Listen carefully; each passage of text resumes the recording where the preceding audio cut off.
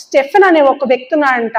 ఈ స్టెఫెన్ అనే వ్యక్తి యేసు ప్రభువుని అనుసరించిన వారిలో ఒకరు, యేసు పరిచారకుడు అనమాట.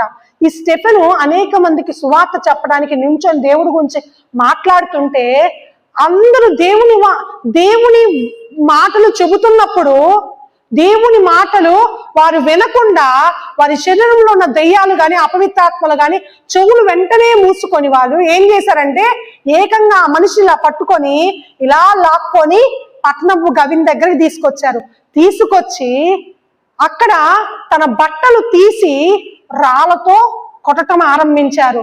అక్కడ ఆ ప్రాంతంలో అధికారిగా ఉంది ఎవరంటే సౌలు అధికారంలోనే సౌలు చూస్తుండగానే స్టెఫెన్ రాళ్లతో కొడుతున్నాడు. సౌలు ఆపగలిగితే ఆ స్టెఫెను బతికేవాడు. కానీ స్టెఫెను కూడా అతని వస్త్రాలు తెచ్చి అతని పాదాల దగ్గర పెట్టి అందరూ రాళ్లతో కొడుతున్నప్పుడు స్టెఫెను ప్రార్థన చేస్తాడు. అయ్యా, నాకు చేసిన దానికి ప్రతిఫలం ఇవ్వు అని చెప్పలేదు. యేసు ప్రభు పలికినట్టు ఈ భూమి మీద ఒక వ్యక్తి పలుకుతున్నాడని పరలోకంలో నుంచి యేసు ప్రభు కూడా లేచి నుంచొని చూశాడంట. నా మాటలు వినండి. ఇదిగో నా గురించి వీళ్ళు ఏదైతే చేశారో ప్రభువా వారి మీద ఈ పాపం మోపకమని గొప్ప శబ్దముతో పలికెను. అంటే నా మీద నాకు వ్యతిరేకంగా మీరు చేశారే, రాళ్లతో కొట్టి నన్ను చంపుతున్నారే, ఈ నేరము వాళ్ళ మీద మోపకుండా వారిని రక్షించు. ఈ రాళ్లతో కొట్టి చంపబట్టం అనేది దారుణముగా ఉన్నా, నొప్పిగా ఉన్నా, బాధగా ఉన్నా కూడా ఆయన ఆ బాధను వ్యక్తపరిచి తిట్టలేదు, తీర్పు రావాలని కోరుకోలేదు. కానీ ఏమి కోరుకున్నా అంటే వారిని క్షమించు అని కోరుకున్నాడు. అందుకని తన ఆఖరిగా చేసిన ప్రార్థన దేవుడు విని ప్రతిఫలం ఇచ్చాడు.